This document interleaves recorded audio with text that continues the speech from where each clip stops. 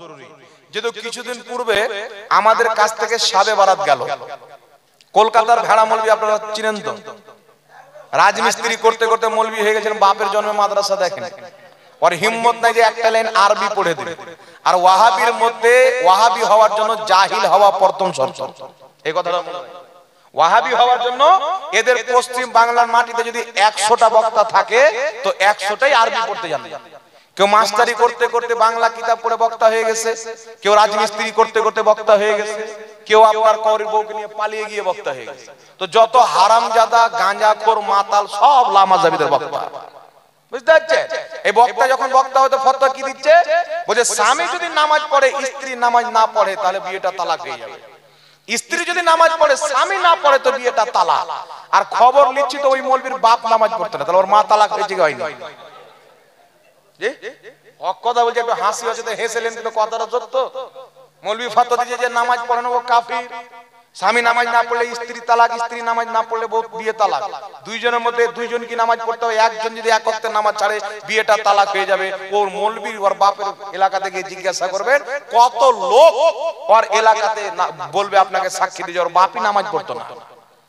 তাহলে বলেন তোর মাটা তালাক হয়েছে কি হয়নি? তো তালাক হওয়ার পর যে বাচ্চা জন্ম নেয় তখন এরকম ভেড়ার মতন উল্টা পুল্টা চিল্লায়। ওই যে শাবে বারাতের রোজা একটা রাখলে জাহান্নামে যাবে। এই পৃথিবীর মাটিতে এমন কোন লামাযহাবী মায়ের দুধ পান করেনি যে আমার সাথে শাবে বারাতকে নিয়ে বসে যাবে। সারা পৃথিবীর লামাযহাবী চ্যালেঞ্জ করে বলছে, একজনে যদি হিম্মত না থাকে তোমাদের 1000 মৌলবীকে সামনে রাখো, আমরা ইনশাআল্লাহ ময়দানে যাব, আমাদের 1000টা দরকার পড়বে না। তোমাদেরকে দাফন করার জন্য খাজা মঈনুদ্দিন চিশতির একটা সেচ্চা পাকা গোলাম যথেষ্ট আছে। আলহামদুলিল্লাহ। এই পৃথিবীর মুসলমান বলছে শাবে বারাতের রোজা রাখলে জাহান্নামে যাবে। বাংলাদেশে একটা কাকড়ামুজ্জামান বলে মৌলবি আছে, এ বেটা বলছে শাবে বারাতকে কেন্দ্র করে মসজিদে রাতে ইবাদত করা আর নোংরা জায়গাতে রাত্রি কাটানো বাড়াবার। তো আর বাপ মা মনে হয় ওখানে গিয়ে ওকে জন্ম দিয়েছে, তাহলে ভাষাটা তো ওরকমই বের হবে। একটা পাক পবিত্র ইবাদতকে কিসের সাথে তুলন দিচ্ছে? বেশ্যাখানার সাথে। তাহলে এরা কোন জাতির লোক আপনারা চিন্তা করেন। এই জন্য শুনেন পৃথিবীর মুসলমান, যদি কোন লামাযহাবী বলে শাবে বারাতে রোজা রাখলে জাহান্নামে যেতে হবে, সমস্ত লামাযহাবীর গ্রহণযোগ্য কিতাবটির নাম হলো ফাতাওয়া আহলে হাদিস। ফাতাওয়া আহলে হাদিসের মধ্যে লামাযহাবীদের সবচাইতে বড় মুফতি আব্দুল্লাহ রুকরি লিখতেছে, শাবে বারাত কা রোজা রাখনা আফজাল है, শাবে বারাতে রোজা রাখা উত্তম কাজ। জোরে বল সুবহানাল্লাহ।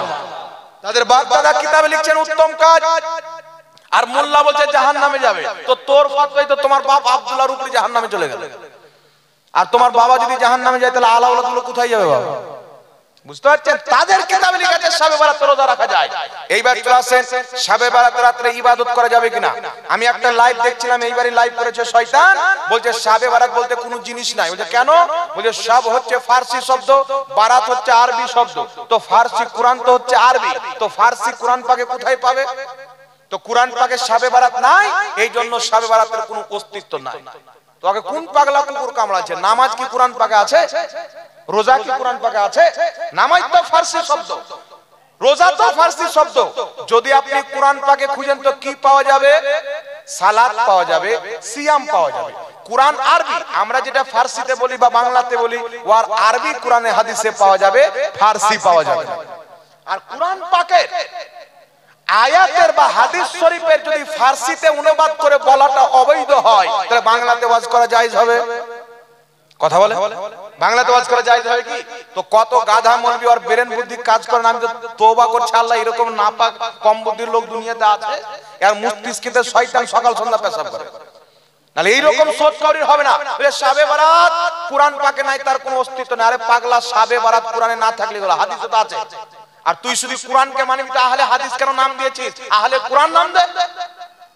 আমরা তো কোরআন হাদিস দুটোকে মানি, ইজমা কিয়াসকেও মানি। তোমাদের মতন আমরা মুনাফিক নাই যে কখনো হাদিসকে বাদ দিয়ে কোরআনকে ধরে নেব, কোরআনকে বাদ দিয়ে তো হাদিসকে ধরে নেব। আলহামদুলিল্লাহ, আমরা কোরআনকেও মানি, হাদিসকেও মানি। কোরআন হাদিস যাদেরকে মানতে বলেছেন আমরা সবাইকে মানি। সুবহানাল্লাহ।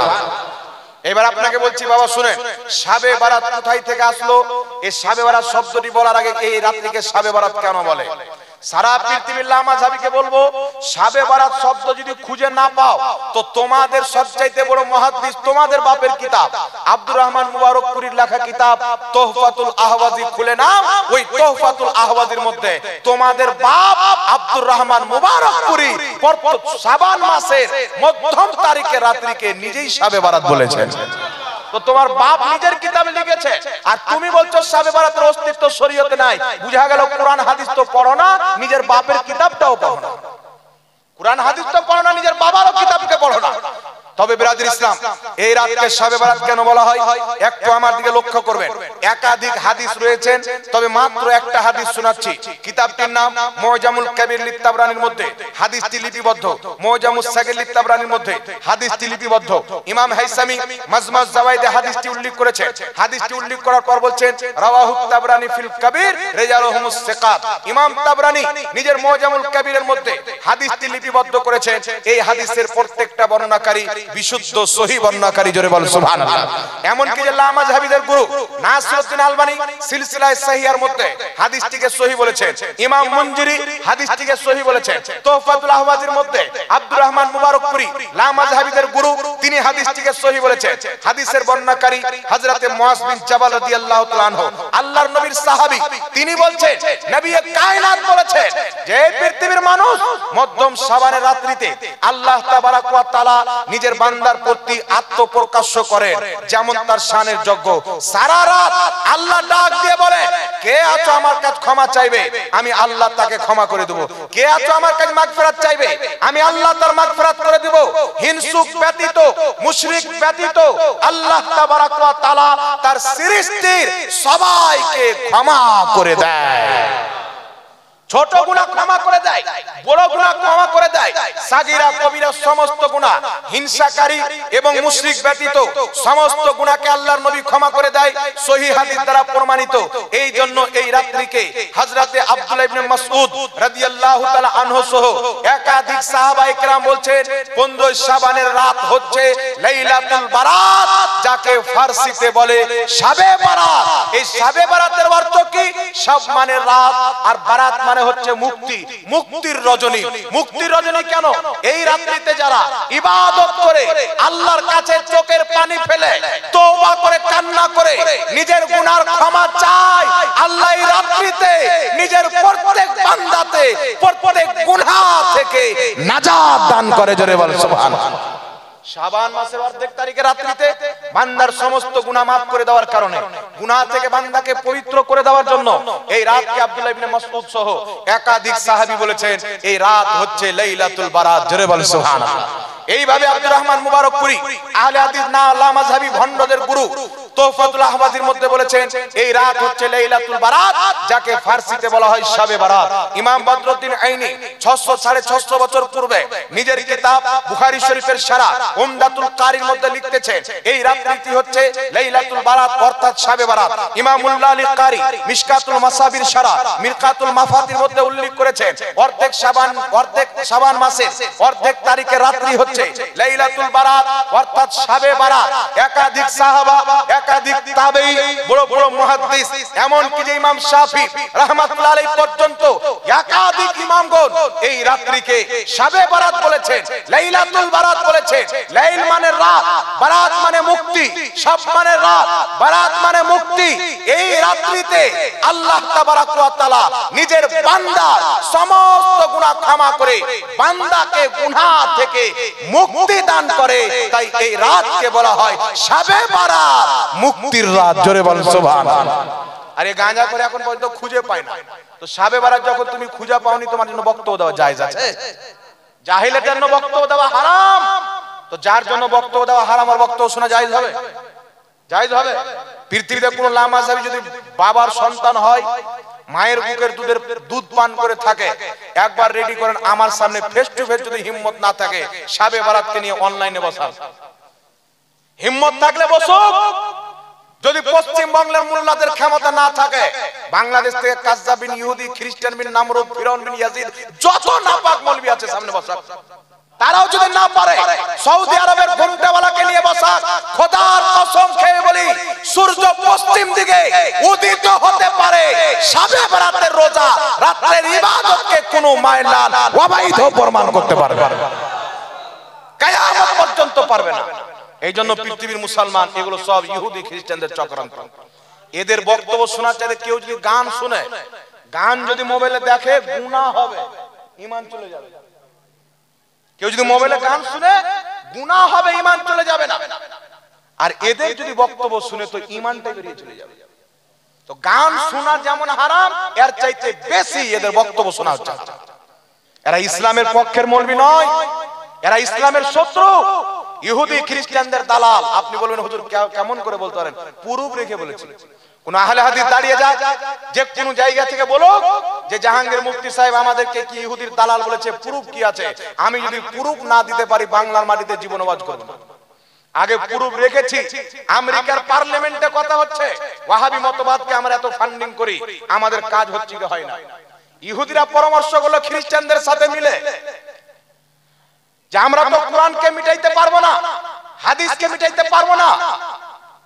কোরআনকে মিটানো তো অসম্ভব, তবে হাদিসের মানা ইদিগুদি করা যাবে, কোরআন পাকের তাফসীর ভুলভাল করা যাবে। তার একটা মিটিং করেছে সৌদি আরবের মোহাম্মদ বিন সালমানকে নিয়ে, খানদানে সৌদি খানদানকে নিয়ে আমেরিকার রাষ্ট্রপতি ডোনাল্ড ট্রাম্প সহ একাধিক লোক মিটিং করে বসেছে। আমার মোবাইলে ভিডিও আছে, কেউ লাগলে আসেন, বক্তব্য দেওয়ার পর দিয়ে দেবো।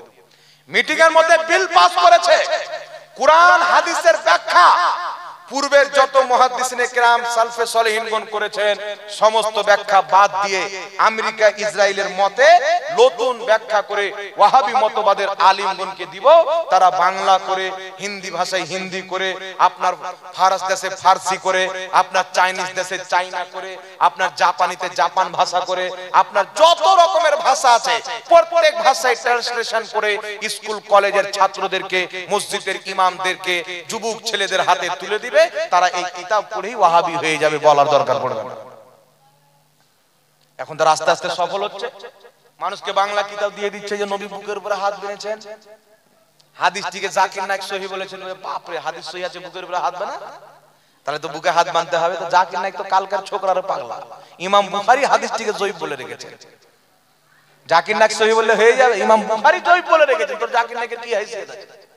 ও তো সূরা ফাতিহা ঠিক পড়তে জানেন না, কেরাতটাই শুদ্ধ না। তাহলে ইমাম বুখারী আর জাকির নায়েকের তুলনা হবে? এই তুলনা হবে? ও নিজের লেকচার সমগ্র মধ্যে লিখেছে ইসলামের 4 জন মহিলা নবী এসেছে। চিন্তা করেন, এরও ফটো আমার মোবাইলে তুলে নিয়ে এসেছে, অরিজিনাল কিতাবে 4 জন মহিলা ইসলামের নবী হয়েছে। তাহলে ঈমানটা থাকবে? এওয়ার কিতাবের মধ্যে লিখেছে যে আল্লাহ মানুষ হয়ে আসতে পারে না, আল্লাহ যদি মানুষ হয়ে চলে আসে তার আল্লাহ হবে না। জাকির নায়েক কিতাবে আল্লাহর ব্যাপারে কিতাব লিখেছে, কিতাবে লিখছে যে আল্লাহ যদি মানুষ হয়ে চলে আসে তো আর আল্লাহ হবে না। মানে আল্লাহ যদি মানুষ রূপে চলে আসে তো আল্লাহ আর থাকবে না, দুনিয়াটা জাকির নায়েক আর ওর খানদান মিলে চালাবে। তো এইগুলো না পাক আকীদা। বলেন আল্লাহ তাবারাক ওয়া তাআলা লম্বা মানুষকে খাটো করে সৃষ্টি করতে পারেন না, আর খাটো মানুষকে লম্বা করে সৃষ্টি করতে পারেন না। কোন কোম্পানির গাঁজা করে চিন্তা করে? এইজন্য বাবা অল্প বিদ্যা হচ্ছে ভয়ঙ্কর।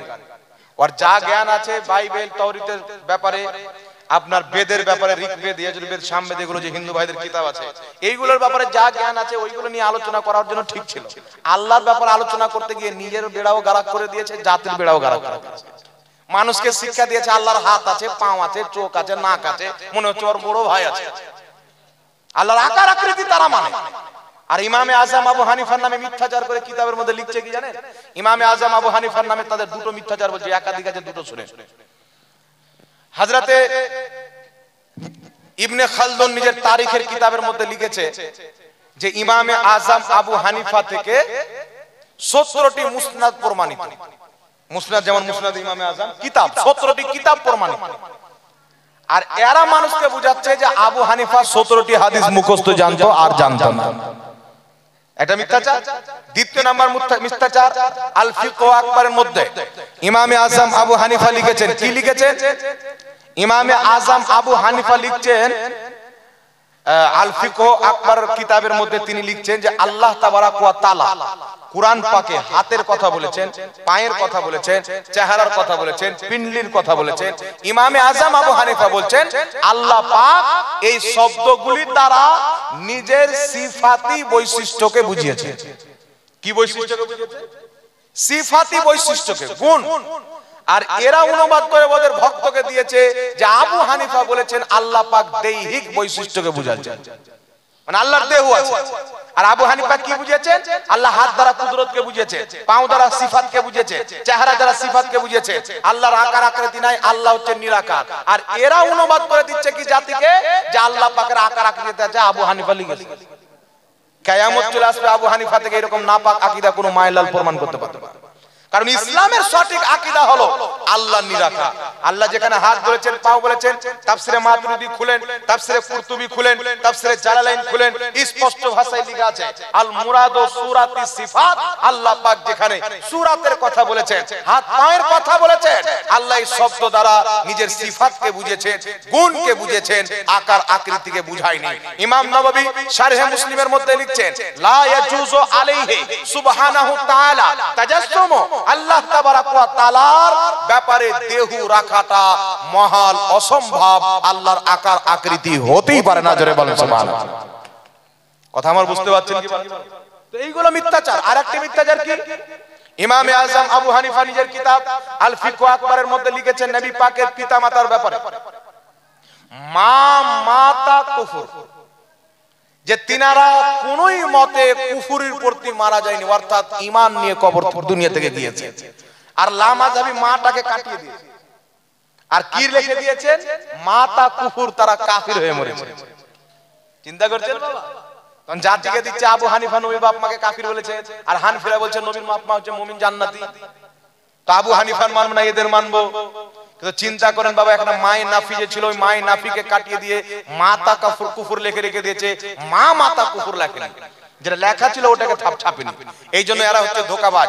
মুহাদ্দিসদের কথাকে কাটছাট করে, হাদিসকে কাটছাট করে পৃথিবীর মানুষের ঈমানকে ধ্বংস করার জন্য ময়দানে তারা নেমেছে। বলছে শাবে বরাত রোজা রাখো, রাতে ইবাদত করা যাবে।